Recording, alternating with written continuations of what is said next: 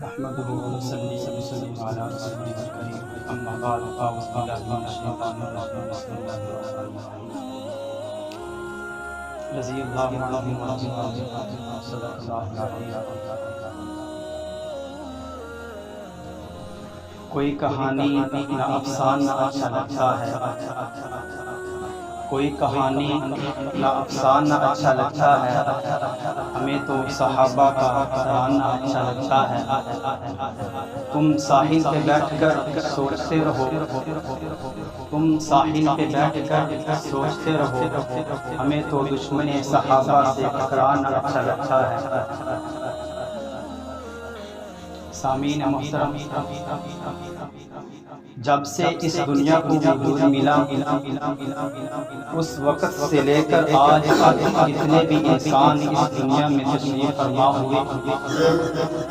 ان تمام انسانوں میں دو جماعتیں ایسی آئی ہیں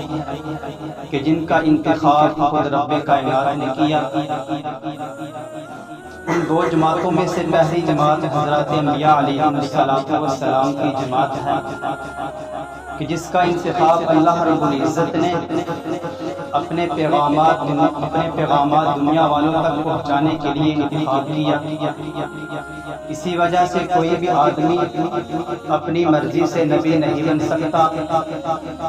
چاہے جتنی مرضی عبادت کر لے، جتنی مرضی ریاضت کر لے، چاہے ساری زندگی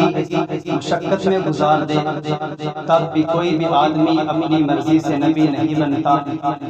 بلکہ نبی وہی بنتا ہے جس کو اللہ رب العزت چنے۔ اور دوسری جماعت جس کا انتخاب اللہ رب العزت نے عالم کے انسانوں کی بھلائی کے لیے کیا، وہ صحابہ کرام رضوان اللہ علیہم اجمعین کی جماعت ہے۔ اہل سنت والجماعت اور میرے اکابرین کا عقیدہ ہے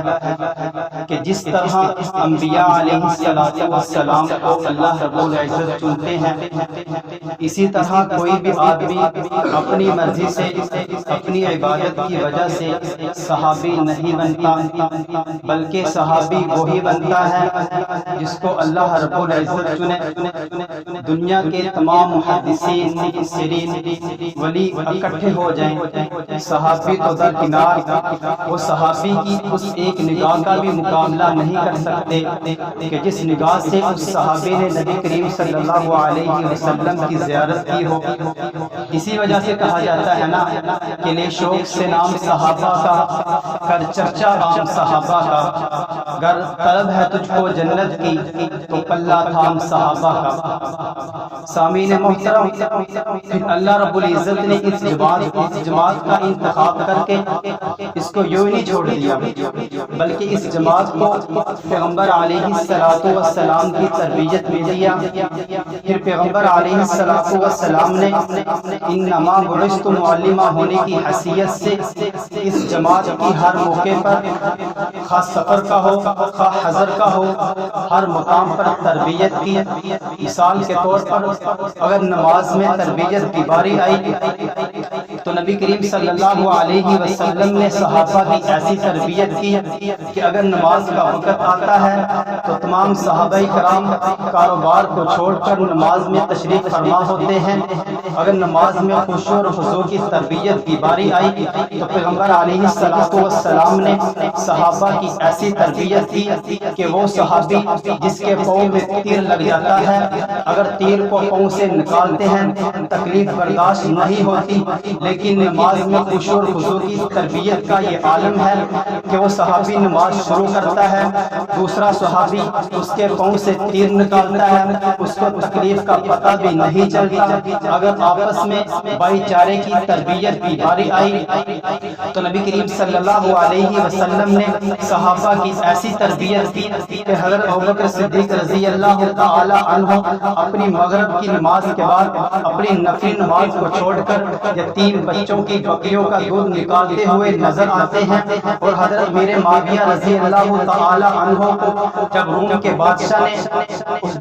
بادشاہ کو پتہ چلا کہ حضرت امیر معاویہ کی حضرت علی رضی اللہ تعالی عنہ سے جنگ ہوئی ہے تو اس نے میرے معاویہ کو خط لکھا جس کے اندر حضرت علی رضی اللہ تعالی عنہ کے خلاف غلط الفاظ استعمال کیے، تو میرے معاویہ رضی اللہ تعالی عنہ نے نبی کریم صلی اللہ علیہ وسلم کی تربیت کی لاج رکھتے ہوئے اس کو جواب دیا کہ اوے رمی کتی، اوے رمی کتے، اگر آپ نے علی رضی اللہ تعالی عنہ کے خلاف غلط قدم رکھنے کی کوشش کی تو مجھے میرے معاویہ کو علی رضی اللہ تعالی عنہ کے جھنڈے کے نیچے سب سے پہلے پائے گا۔ اسی بات کو کسی شاعر نے یوں بیان کیا ہے کہ ہم نے ہر دور میں بقائے اسلام کی خاطر، ہم نے ہر دور میں بقائے اسلام کی خاطر ٹوٹتے تاروں کو مالا میں پرویا ہے، دنیا لاکھ کہے محبت نہیں عداوت تھی دونوں میں، مگر ہم ایک تھے، ایک ہے وحدت کا بیج بویا۔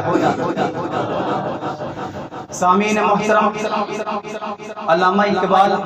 جب صحابہ کرام رضوان اللہ علیہم اجمعین کی قربانی کو دیکھتے ہیں، ان کے فضائل کو دیکھتے ہیں، عظمت کو دیکھتے ہیں، تو یوں کہتے ہیں کہ محفل کون و مقام سحر و شام پھرے، محفل کون و مقام سحر و شام پھرے، میں توحید کو لے کر سکتے جام پھرے، قوم میں دشت میں لے کر تیرا پیغام پھرے، اور تجھ کو معلوم ہے کبھی نہ کام پھرے، دشت تو دشت ہے دریا بھی نہ چھوڑے ہم نے، بحر ظلمات میں دوڑا دیے گھوڑے ہم نے، سفائے ہستی کو ظلمت کو مٹایا ہم نے، نو انسانی کو غلامی سے چھڑایا ہم نے، ٹل نہ سکتے تھے اگر جنگ میں اڑ جاتے تھے، پاؤں شیروں کے بھی میدان سے اکھڑ جاتے تھے، تجھ سے سرکش ہوا کوئی تو بگڑ جاتے تھے، تلوار چیز ہے کیا، کلیشن چیز ہے کیا، ارے ہم تو توپوں سے لڑ جاتے تھے، نقش توحید کا ہر دل پہ بٹھایا ہم نے، ہاں ہاں نقش توحید کا ہر دل پہ بٹھایا ہم نے، زیر خنجر بھی یہ پیغام سنایا ہم نے، اور کس کی حیبت سے صنم سہمے ہوئے رہتے تھے، منہ کے بل گر کے بھی وہ اللہ اکبر کہتے تھے ہمارے